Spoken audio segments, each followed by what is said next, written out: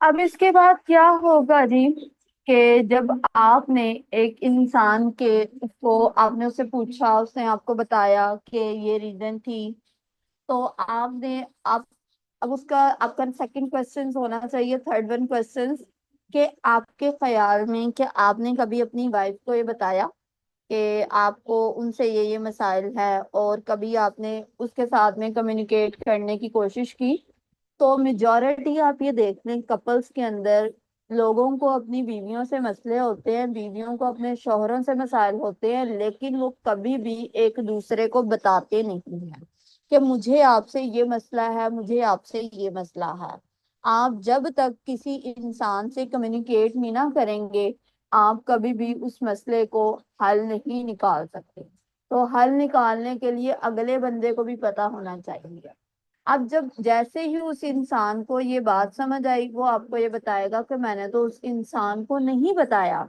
तो फिर आपने अब ये देखना है, आपने अब उसको इस बात का एहसास दिलाना है कि जब आपने कभी किसी इंसान को बताया ही नहीं कि आपको उससे मसला है, वो अपने मसले को किस तरह से हल करेगी। अब उसके अंदर क्या हुआ कि उसके अंदर इंसाइट आ गई, और फौरन से उसकी इंसाइट डेवलप हुई, और वो इंसान फौरन से अपने दिमाग में एक चीज को, अब उसे दो वे में आपने अता दे दिया, ठीक है ना। आपने उसको नेगेटिव भी दे दिया, आपने उसका नेगेटिव तो उसके पास ऑलरेडी मौजूद है, आपने उसको पॉजिटिव भी दे दिया है। अब उसे दो न्यूरोपाथ उसके दिमाग में जनरेट हो गए। अब यहाँ पे न्यूरोपाथ का ये रोल होता है कि न्यूरोपाथ आपके दिमाग में ऑटोमेटिकली बने हुए हैं। जब एक पर्सन बार बार थिंकिंग करता है नेगेटिव, तो उसका एक नेगेटिव न्यूरोपाथ बन जाता है, वो उसी के ऊपर चल रहा होता है। लेकिन आपने अब उसके अल्टरनेटिव न्यूरोपाथ जनरेट करने हैं, जो कि पॉजिटिविटी की तरफ होंगी। आपने ना उसको किसी भी तरह से, अब मैंने तो उस बंदे को कुछ भी नहीं कहा, मैंने तो उसको सिर्फ रास्ता दिखाना है, चलना उस बंदे ने खुद होता है।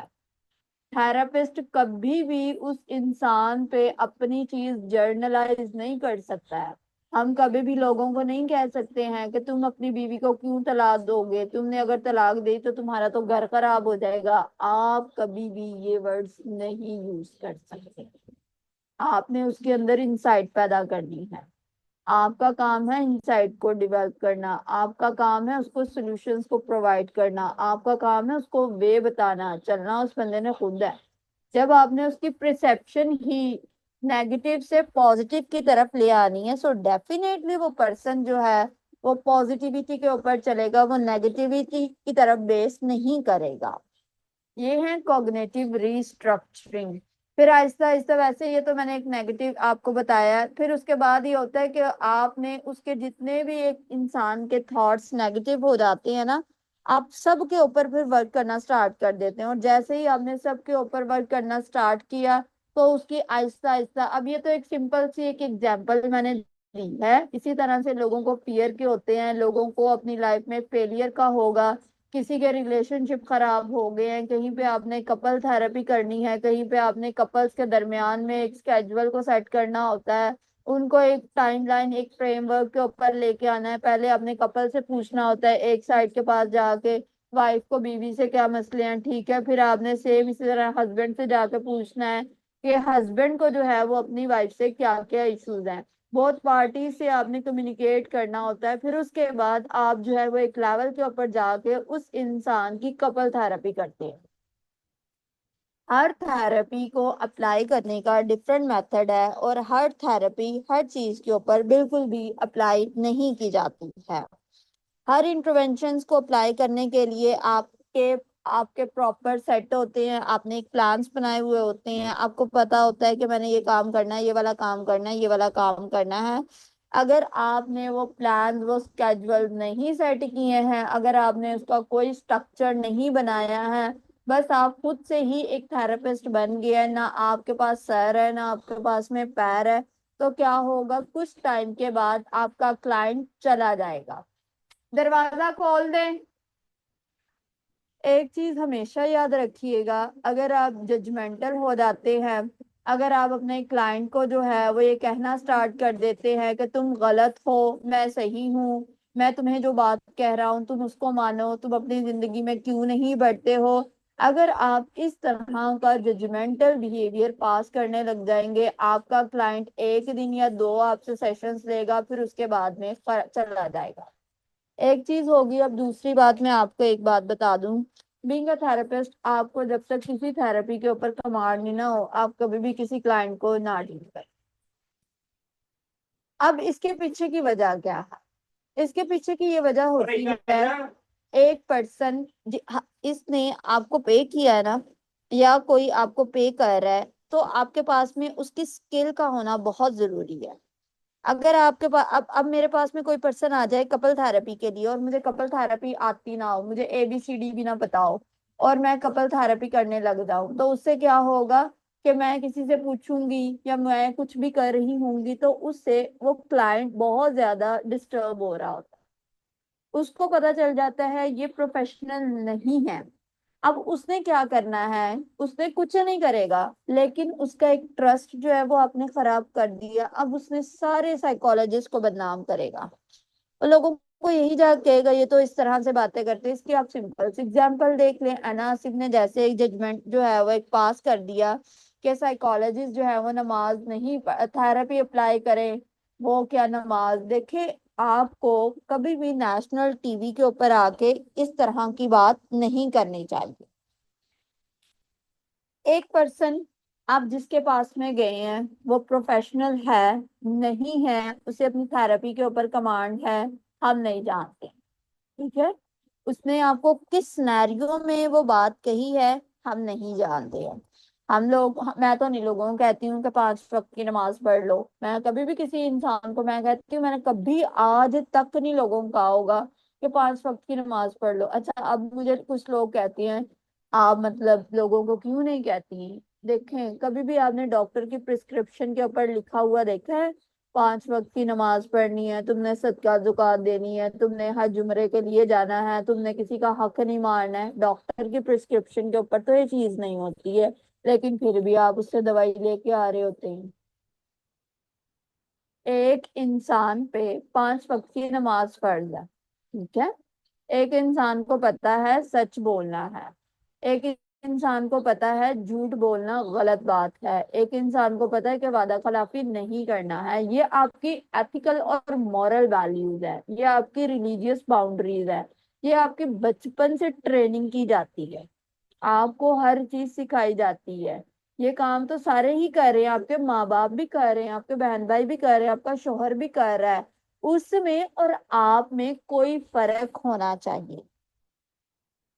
अगर आप में और उसमें, अगर आपने जो है वो थेरेपिस्ट बन के यही काम करना है कि आपने उसको कहना है तुम 5 वक्त की नमाज पढ़ो, ये करो वो करो, तो वो आपके पास नहीं आएगा। ये काम तो मौलवी भी उसको बता रहा है दिन में 5 बार के नमाज जो है वो कामयाबी है, और बेशक नमाज में कामयाबी है। अब यहाँ पे आपको एक चीज हमेशा याद रखनी चाहिए, नमाज इंसान इसलिए पढ़ता है ताकि उसे जिस्मानी, रूहानी और जहनी सुकून मिले। जब एक पर्सन मेंटल डिसऑर्डर का शिकार हो जाता है, उसका किसी भी काम को करके दिल नहीं कर रहा होता है काम करने का, वो उसको हैप्पीनेस नहीं फील हो रही है, वो डिस्टर्ब हो रहा होता है अपनी इस दिमाग की मनफी सोचों की वजह से, क्योंकि वो अपनी लाइफ में कुछ और करना चाह रहा होता है, लेकिन उसकी जो थिंकिंग होती है ना, जो उसकी कॉग्निशन होती है, वो उसको एक ही जगह के ऊपर एल्फी के साथ में चिपका के बैठी हुई होती है। तो इसलिए जब एक पर्सन एक नमाज पढ़ रहा होता है, तो उसमें उसको मेंटली तौर पे वो रिलैक्स नहीं हो रहा होता है, क्योंकि उसका फोकस ही नहीं है उस तरफ। आपका नमाज आपको सुकून तब देती है जब आपका फोकस होगा, आप उसको अपने दिल से पढ़ रहे होते हैं, बेदिली के साथ में जब आप नमाजें पढ़ते हैं, तब आपको सुकून नहीं मिल रहा है। इसलिए लोग कहते हैं कि हम इबादत भी कर रहे होते हैं तो हमारा दिल नहीं लग रहा होता है। वो खुशू हुजूर के साथ में जब नहीं पढ़ना तो आपको सुकून नहीं मिलता। तो इसीलिए आप कभी भी अपने क्लाइंट को इस तरह से जज नहीं करेंगे। आप खुद करके देख लें, आपको किसी बात की टेंशन है, कोई परेशानी है, हाँ, हर पर्सन का बिलीफ पैटर्न डिफरेंट होता है। कुछ लोग अपनी जिंदगी में जैसे ही, अब मुझे अपनी जिंदगी में कोई मसला होगा मैं फौरन से अपने अल्लाह को बता दूंगी। मैं कहूंगी या अल्लाह पाक ये मसला है, इसको आप रिजॉल्व कर दे। ठीक है। इसी तरह से कुछ लोगों का डिफरेंट वे ऑफ रिसेप्शन है, डिफरेंट वे ऑफ डीलिंग है। तो आप लोगों को उनके हिसाब से चलने देंगे, मूव ऑन करने देंगे। तो ये चीज होती है। अब इसके बाद आती है उसके बिहेवियर की एक्टिवेशन का होना। हमने पहले ऑलरेडी इसका ओवरव्यू किया, हमने ये देखा कि एक इंसान के बिहेवियर्स जो इनएक्टिव हो गए हैं, अब उसके पीछे रीजन, उसके कॉजेज हैं, उसकी लाइफ के बैड एक्सपीरियंसेस हैं, या उसकी लाइफ में किसी भी तरह के कोई भी इश्यूज हो सकते हैं। वो अपनी लाइफ से डिप्रेस्ड है, मायूस हो गया, होपलेसनेस का शिकार है। आप उसके वन बाय वन एक्टिवेट करना स्टार्ट कर देते हैं। आप उसकी सुबह से लेकर शाम तक की एक्टिविटी सेट करते हैं। आप उसको बताते हैं कि आपका ये, आपने ये काम करना है, ये काम करना है, ये काम करना है, इस तरह से। अच्छा, यहाँ पे ना मैं आपको दो चीजें बता दूं। आपका क्लाइंट किस स्टेट के ऊपर है, आपके लिए ये बहुत इंपॉर्टेंट होता है। बाज औकात ऐसा भी आपके पास में बंदा आएगा जो टोटली 100% स्किज़ोफ्रेनिया का शिकार होगा, या आप ये कह लें साइकोटिक हो गया होगा, उसको चीजें नजर आती होंगी। उसकी टोटली आप ये कह लें कि वो उसके बिहेवियर इनएक्टिव है, उसको खाना पीना भूल गया, उसने खाना पीना बंद कर दिया, उसे समझ नहीं आ रही है क्या करना है, नहीं करना है। वो गुस्सा करता है, वो हर चीज कह रहा होता है। आपके लिए वो ये कह लें एक कोरा पेपर है। अब आप उसके ऊपर लिखेंगे। लिखना आपने है। आप अच्छा भी लिख सकते हैं, गलत भी लिख सकते हैं। आपने उस इंसान को एक एक चीज सिखानी है। आपका अगर वो पर्सन कोई बात नहीं मान रहा, कोई चीज आपने उसको कह दिया, लोग क्या करते हैं, लोग उसको कहते हैं लंबी लंबी सोचें लिख के लाओ। मैंने बहुत सारे थेरेपिस्ट देखे हैं, इतना पैनिक बंदा होता है, इतने उसको पैनिक अटैक्स आ रहे होते हैं, और लोग कह रहे होते हैं तुमने सोचे क्यों नहीं लिख के लाए, तुमने ये क्यों नहीं किया। अगर वो बंदा काम नहीं, जैसे लोग मेरे पास में क्लाइंट्स आते हैं, ठीक है। अब लोग मुझे कहेंगे कि आपने जो काम कहे थे, हमने वो काम नहीं किए। तो अगर काम नहीं किए हैं तो इस वजह से हम जो है सेशन नहीं लेंगे। तो मैं लोगों को एक बात कहती होती हूँ, मैं एक बात उन्हें कहती होती हूँ कि सम टाइम कुछ क्लाइंट्स जो है काम नहीं किया, सो इट्स ओके, कोई मसला नहीं है। आप उसको डांटने नहीं लग जाएंगे। आपका क्लाइंट जैसे जैसे हील होना, कैथारसिस होना उसका स्टार्ट हुए, उसके इमोशंस जो है वो रीजनरेट हो रहे हैं, वो या वो अपने आप को रेगुलेट करना सीख रहा है, जैसे जैसे उसकी एक्टिविटी स्टार्ट होगी, वो आप वाली एक्टिविटी भी करना स्टार्ट कर दे। तो कभी भी आप उसकी सिचुएशन के बगैर उसको काम नहीं देंगे। आपने देखना है कि वो बंदा वो काम कर सकता है कि नहीं कर सकता। अगर तो वो कर सकता है तब ही आपने उसके टास्क में वो ऐड करना है। अगर वो नहीं कर सकता है तो आप उसको टाइम देंगे। वक्त से पहले अगर आप उससे डिमांड करेंगे ना, वो फेड अप हो जाएगा, वो तो अपनी जिंदगी से पहले ही फेड अप है। और आपने इतने सारे उसको काम दे दिए हैं, अब वो लिख रहा है, सोचे लिख रहा है, ये कर रहा है, टास्क कर रहा है, टेस्ट अप्लाई कर रहा है, ये कर रहा है, वो कर रहा है। आपने उसकी स्टेट के अकॉर्डिंग काम करना होगा। जब आप अपने क्लाइंट्स के साथ में एक अच्छी रेपो को बिल्डअप कर लेते हैं ना, मैं कहती हूँ कि क्लाइंट आपका 100% हील हो जाता है। मैंने अपने बहुत सारी अपनी प्रैक्टिस में क्लाइंट्स देखे हुए हैं। मेरे फीडबैक्स अगर आप पढ़ना चाहेंगे, आप मेरी यूट्यूब के ऊपर आप वहां पे जाकर पढ़ सकते हैं, फेसबुक के ऊपर पिन पोस्ट है, उसके नीचे है। आप गूगल के ऊपर जाके पढ़े। लोग रिकॉर्डिंग अपनी वीडियो, अपनी ऑडियो सेंड करते हैं, क्यों करते हैं। अब मेरी रिसेंटली ईद के ऊपर मेरी एक क्लाइंट थी, उसके बेटे का 25 साल का ट्रॉमा था जो हील हुआ। उसकी माँ ने मुझे बताया जी कि मैंने अपनी जिंदगी में 20-25 साल के बाद अपने बच्चे के साथ में एक अच्छी ईद गुजारी। वो कहती है मैं जब जब उसको मुस्कुराते हुए देख रही हूँ, मैं आपके लिए दुआ करती जा रही हूँ। और इसकी बकायदा मैंने उनकी एथिकली परमिशन लेके अपने फेसबुक पेज के ऊपर भी उसकी वॉइस को रिकॉर्ड करके मैंने जो है वो शेयर की थी। और उसकी अम्मा ने 4-5 मिनट की पूरा एक स्केड्यूल बताया कि मैंने किस तरह से, मुझे किस तरह से साइकोलॉजिस्ट ने किसी ने उसको कह दिया जी आप देखें, आप आने वाले वक्त के बारे में मैं आपको नहीं बता सकती हूँ कि मेरा आने वाला वक्त कैसा होगा, मैं भी सही से बात कर रही हूँ, 1 मिनट के बाद मेरी डेथ हो जाए, मैं कुछ नहीं जानती। हम किसी भी बात के बारे में कुछ नहीं, हमें अपने बारे में नहीं पता, हम दूसरों को किस तरह से प्रिडिक्ट कर देंगे। तो वहां पे कुछ लोगों ने उसकी अम्मा को कहा जी कि इस तरह के जो बच्चे होते हैं वो कुछ देर के बाद जो है अपने बच्चों को तलाक दे देते हैं, अपनी बीवी को तलाक दे देगी, ये हो जाएगा, ये सही से नहीं चलेगा, इसकी शादी ना करें, इसकी जिंदगी खराब हो जाएगी और दूसरे के भी खराब होगी। वो उसकी माँ उस बच्चे की टेंशन ले लेके खुद एंजाइटी की पेशेंट बन गई। लेकिन अल्लाह का शुक्र है कि उसका जो बेटा था वो 28 ईयर ओल्ड है और वो साउथ अफ्रीका में होती है, वो पाकिस्तान की नहीं है। लेकिन अल्लाह का शुक्र है वो एक अच्छा लाइफ गुजार रहा है। कपल उनकी बड़ा अच्छा हेल्दी है, उसकी बीवी बड़ी कोऑपरेटिव है, बड़ी प्यारी भी है माशाल्लाह से। तो ये चीजें होती हैं। अब उसके होगी वीक फोर। अब वीक फोर में हम देखते हैं एंजाइटी। एंजाइटी क्यों है? एंजाइटी की आप ये कहते हैं कितनी टाइप्स हैं? सोशल एंजाइटी है, फिर इसके अलावा जर्नलाइज स्पेसिफिक फोबिया है, किसी को डेथ फोबिया है, किसी को इस तरह का फोबिया है कि वो इस दुनिया से चला जाएगा, कुछ हो जाएगा, उसकी लाइफ में बैड इवेंट्स आ जाएंगे। आपने उसके सारे फोबियाज के लिए one of the best therapy exposure and response therapy. और अगर आप इसको बीएनएलपी के थ्रू करते हैं तो बीएनएलपी में exposure and response therapy with सब मॉडलिटी होती है। मैंने अपने इतने क्लाइंट्स इस थेरेपी के जरिए से, उनके फियर से, उनके 20 ईयर और यानी कि 20 साल पुराने फोबिया को भी इसी थेरेपी के जरिए से निकलते हुए देखा। इसी थेरेपी ने आपके ओसीडी को क्लाइंट्स को ट्रीट करना है। इसी थेरेपी ने आपके जितने फियर के बंदे होंगे उन सबको डील करना होता है। इसमें होता क्या था, ये मैं बड़ा एक शॉर्टर फॉर्म में आपको बताऊंगी। सीबीटी की एक डोमेन है एक्सपोजर एंड रिस्पॉन्स थेरेपी। अब एक्सपोजर से क्या मुराद है कि मतलब मैं एक पर्सन को उसका फियर एक्सपोजर करवाती हूँ। आपने अपने क्लाइंट्स को रिलैक्स किया, आपने उसको माइंडफुलनेस की प्रैक्टिस करवा दी, माइंडफुलनेस की प्रैक्टिस करवाने के बाद आप उसको जो है इमेजिन करवाएंगे। हम ना हायरार्की करवाते होते हैं।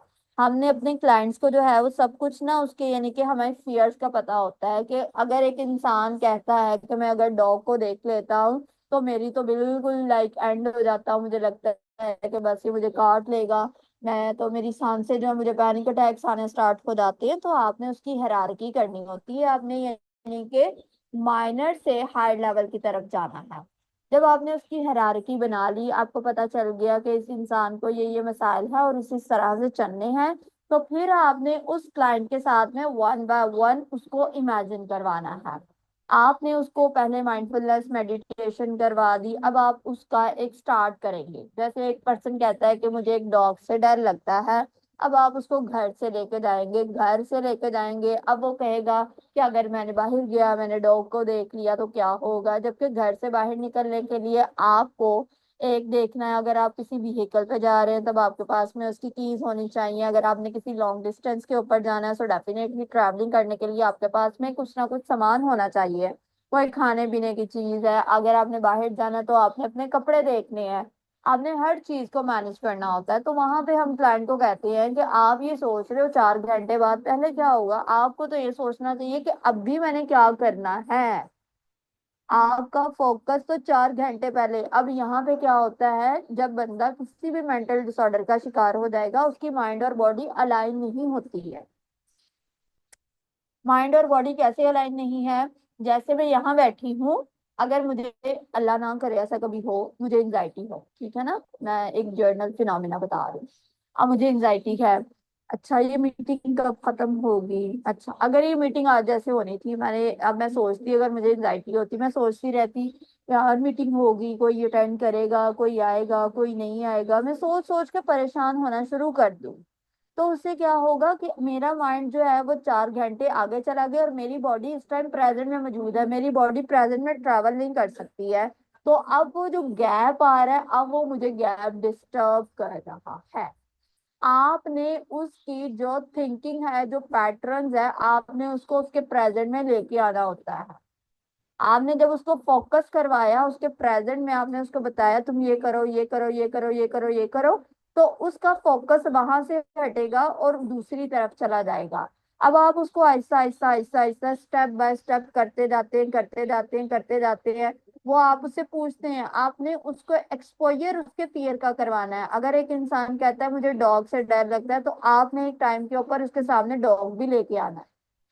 आपने जैसे ही अचानक से रोड के सामने नजर आ गया डॉग, अच्छा अगर आप उसको मसला है, आप उससे पूछो, वो देखो सामने डॉग आ गया रोड पे चलते चलते अचानक से, अच्छा वो कहेगा मुझे तो बड़ा डर लग रहा है। अच्छा आपने पूछना है क्यों क्यों डर लग रहा है, इसके पीछे की रीजन क्या है, वो कहेगा कुत्ता काट लेगा, अगर उसने मुझे काट लिया मेरे चोट लग जाएगी, फिर मुझे हॉस्पिटल जाना पड़ेगा, अगर ऐसा हो गया वैसा हो गया।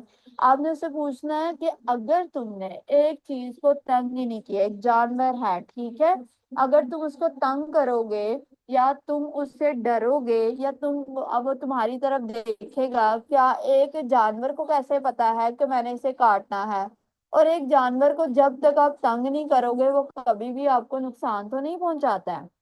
वो कौन सा आपका एक फ्रेंड है कि अगर आप उसको वो कौन सा आपके पास से गुजरेगा, वो उसे कौन सा इंसान अच्छे लगते हैं? डॉग्स तो इंसान तो नहीं ना पसंद है, वो तो एक जानवर है। वो तो अगर हमारे पास से भी गुजर रहा होता है तो वो, अगर आप देखें, आप जितना लोगों से, चीजों से, जानवरों से डरते हैं, दूसरा बंदा उतना ज्यादा आपके ऊपर हावी हो जाता है।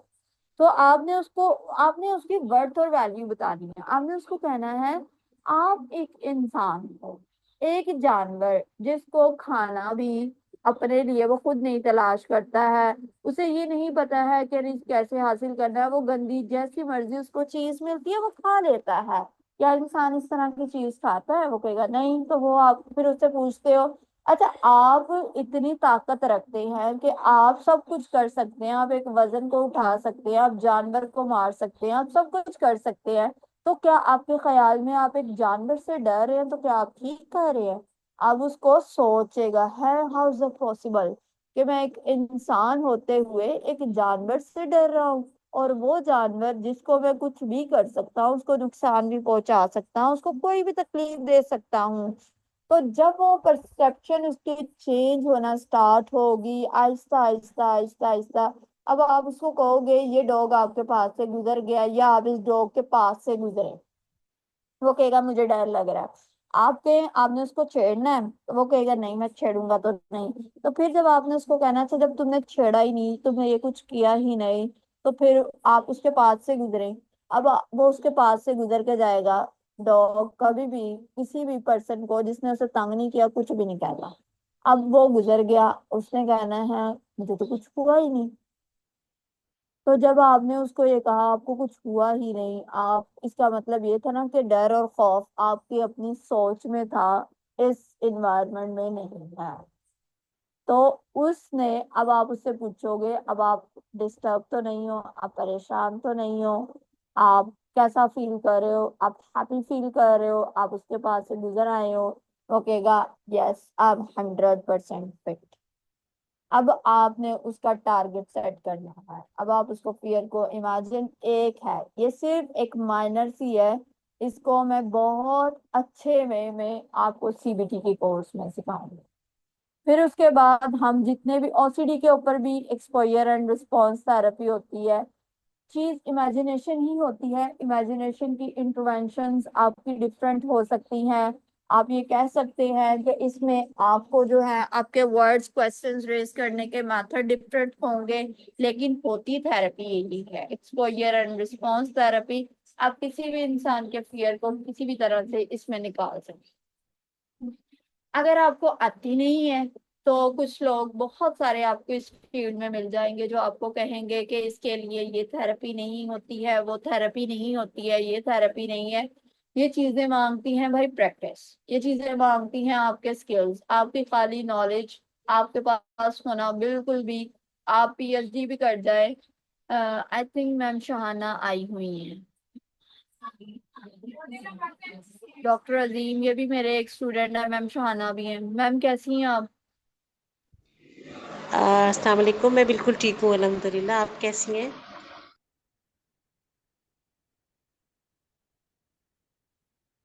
जी मैम कैसी हैं आप? जी मैं बिल्कुल ठीक हूँ। बहुत मैम आप अच्छी अपना प्रेजेंटेशन थी। शेयर करेंगी? जी। मैंने कहा आप अपना एक्सपीरियंस शेयर करेंगे अपने सीबीटी कोर्स का। जी मैं मेरे पास दो क्लाइंट थे ना, एक ने तो ज्वाइन नहीं किया था और एक को मैं देख रही हूँ आजकल। फिर अब उसको पैसों का बोला है तो फिलहाल उसने कोई रिप्लाई नहीं किया। अब बाकी ये है कि ना, मैंने सोशल एंजाइटी का तो बहुत अच्छा एक्सपीरियंस था, बहुत चीजें मैंने सीखी हैं, मुझे बहुत शौक भी था कि मैं ये सीबीटी आपसे ही सीखूं। जब हम बीएलएलबी में चलो साथ थे बताइए तो मैं आपको सोचती थी। आपकी क्वालिफिकेशन क्या है? जी। अपनी क्वालिफिकेशन बताएं ना, आपकी क्वालिफिकेशन क्या है? जी जी मेरी क्वालिफिकेशन है एमएससी साइकोलॉजी है, पीएमडीसी क्लिनिकल साइकोलॉजी है, MPhil psychology and PhD psychology. जी। खाना बेसिकली क्यों करते हैं? और मैम खाना मेरी स्टूडेंट भी है।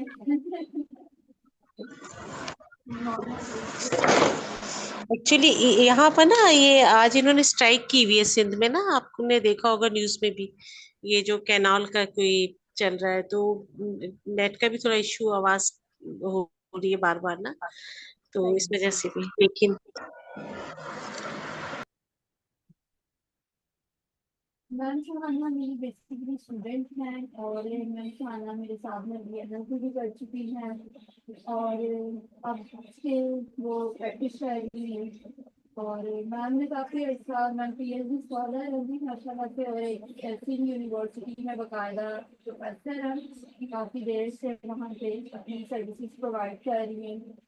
बट ये क्लाइंट भी डील करती होती थी और क्लाइंट्स को मैं डील करना, इन्होंने इतनी ज़्यादा प्रैक्टिस की थी क्लिनिकल फील्ड में, तो इसके बाद अब इन्होंने, अब जो है ये मेरा रिसेंट जो बैच है उसमें इन्होंने इनरोल किया हुआ, तो इसके बाद में दो पीएचडी हमारे स्कॉलर थे।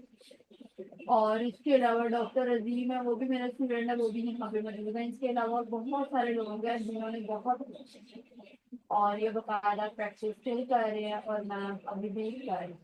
और अब बल्कि मैंने कह रही हूँ कि आप पेड सेक्शन किया करें।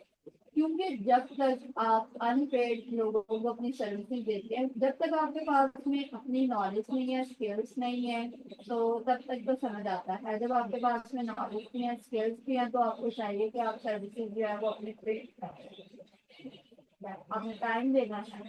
अब एक टीचर जो है वो एक यूनिवर्सिटी में पढ़ाती है, उसकी फैमिली है, हर चीज़ है, उसने टाइम निकालना है, तो वो फिर फ्री ऑफ कॉस्ट उतना ज़्यादा ना दें, कम चार्ज करें, लेकिन करेंगे। तो इसलिए मैं यही कहती होती हूँ। और एक मेरी स्टूडेंट की तरह है, वो तो अपनी जो है वो बाकायदा प्रॉपर पेड सेशन लेती है, रिमार्क्स भी है, वो भी बाकायदा देना चाहती है। अब इसके बाद आती है जी आपकी, अच्छा मैं आपके क्वेश्चन देख लेती हूँ जो आप टाइप कर रहे हैं वो मुझे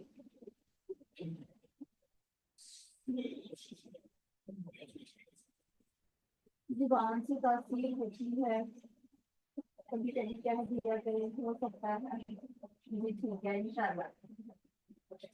आज बस इतनी लेट ज्वाइन क्या लेक्चर की रिकॉर्डिंग मिल जाएगी? जी मिल जाएगी। मैम कोई टेंशन नहीं लेता, ऑटोमेटिक शाम से रात तक माइंड सुन जाता है दरमियान में। एक्टिव नाम वॉइस का किया है, ये बात है टाइम को ठीक है। अब ठीक है जी, आपको वॉइस वगैरह है। अब यहाँ पे आती है कि आपका जब सेकंड मंथ आपका स्टार्ट हो जाएगा, आपने थ्योरी कर दी, थ्योरी के बाद यहाँ पे प्रैक्टिस स्टार्ट हो जाती है। जो लोग साइकोलॉजी फील्ड के साथ में होते हैं तो बाकायदा जो है वो अपने सेशंस लेना स्टार्ट कर देते हैं क्लाइंट्स के साथ में। इसमें ये होगी कि आपको डिप्रेशन, एक डिप्रेशन इतनी बड़ी डोमेन है जिसमें लोग जिस मसले का शिकार हो जाते हैं, आपको हर सेकंड 1% थर्ड 1% इस मसले के साथ में होगा। अब लोगों को डिप्रेशन की हुआ, उसके पीछे की वजह क्या क्या थी? अगर एक इंसान डिप्रेशन का शिकार हो जाता है तो वो अपनी लाइफ में किस तरह से आगे मूव ऑन करना चाहिए, उसकी कॉजेज कहाँ से बनी? अगर आप कॉजेज के ऊपर वर्क नहीं करते हैं, आप खाली उस इंसान के एक करंट सिनेरियो के ऊपर वर्क करी जाएंगे, तो कुछ देर के बाद में आपका वो पेज जो है वो नीचे की तरफ चला जाएगा, यानी कि वो एंडिंग हो जाएगा, क्लोजिंग हो जाएगा, आप उसको सही से मैनेज नहीं कर पाएंगे। हर चीज के इंसान का कॉज होता है, ठीक है ना। आप जब तक उस कॉज तक नहीं जाएंगे आप उसके बिहेवियर को मैनेज नहीं कर सकते। अब अगर एक इंसान उदास और मायूस है उसके पीछे वजह है, अगर एक इंसान की तलाक हो गई उसके पीछे वजह है, अगर एक इंसान मियाँ बीवी के झगड़े हो गए उसके पीछे वजह है, अगर एक बच्चे को अपने पेरेंट्स अच्छे नहीं लग रहे हैं तो उसके पीछे भी वजह है। आपने उसकी कॉज, आपके पास में जब तक कॉज नहीं है और आप बस नहीं, जब आपको पता चल जाता है कॉज आपका 50% तो आपको पता चल जाएगा आप किस तरह से अपने मैनेज। अब आप आहिस्ता आहिस्ता आहिस्ता आहिस्ता उसको डिप्रेशन से निकालने की तरफ लेके जाते हैं। आप डिफरेंट क्वेश्चन रेज करते हैं, जैसे मैंने आपको पहले एक सिनेरियो बना के रेज करना सिखाया। अब उसके बाद अब आप उसकी डिफरेंट टाइप्स की कॉग्निटिव रिस्ट्रक्चरिंग करेंगे। रिस्ट्रक्चर करते हैं उसके थॉट्स को, आप उसके बिहेवियर्स को आपने रिस्ट्रक्चर करना है तो उसके लिए भी आपने सारी अपना सारा स्केड्यूल सेट करना है।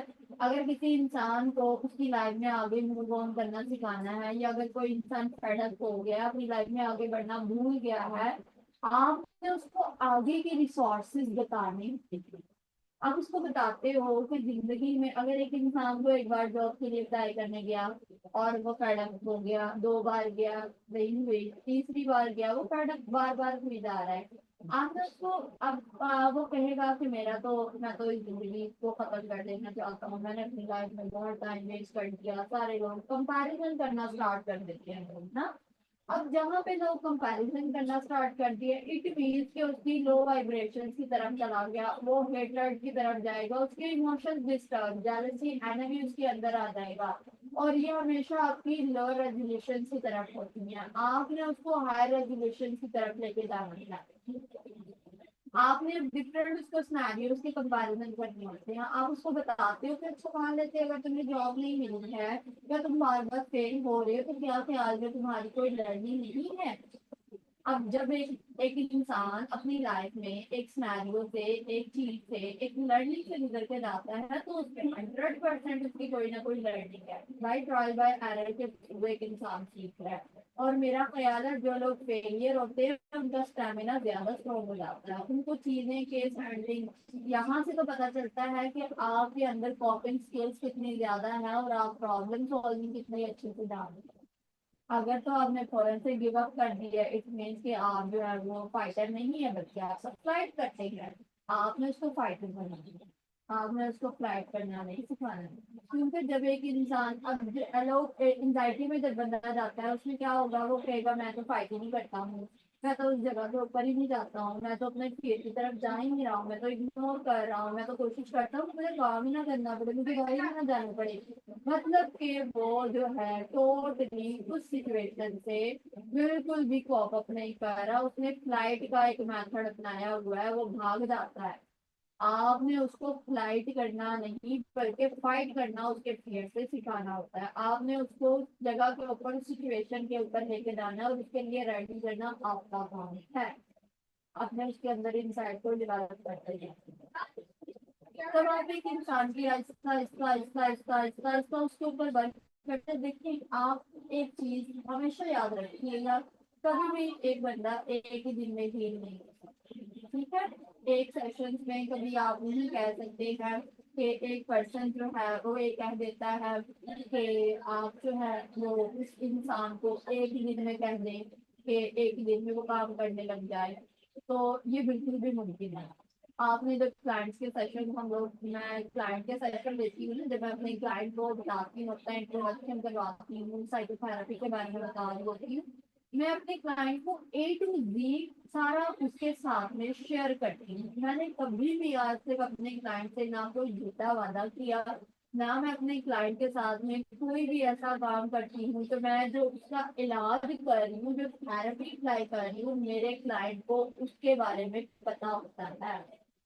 मेरे क्लाइंट को ये भी पता होता है अगर मैंने उसको कोई डायग्नोज दिया है, उसका ये मसला बताया है, मैंने उसको उसका सारा क्राइटेरिया उसको बताया हुआ होता है।